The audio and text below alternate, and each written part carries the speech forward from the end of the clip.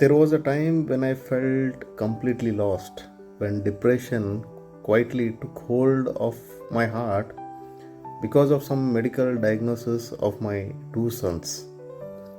We were totally broken. Everything I was doing seemed empty. I questioned my purpose, my calling, even my worth. But in that darkness, Jesus Christ never left me. Through two of my priest friends, my aunt who is a nun, and my lovely wife, my family, I felt Christ reached out not with big miracles, but with gentle friendship, prayer, and support. They became the voice of Christ in my life, listening, guiding, and reminding me that I was not alone. And slowly, hope began to rise again.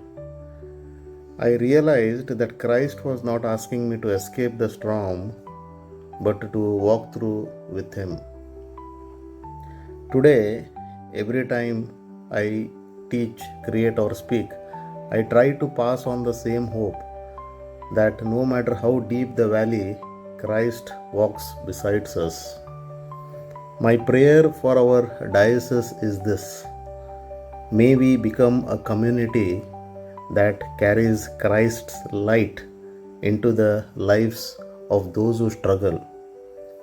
That through us, someone may say, because of your love and support, I found Christ again.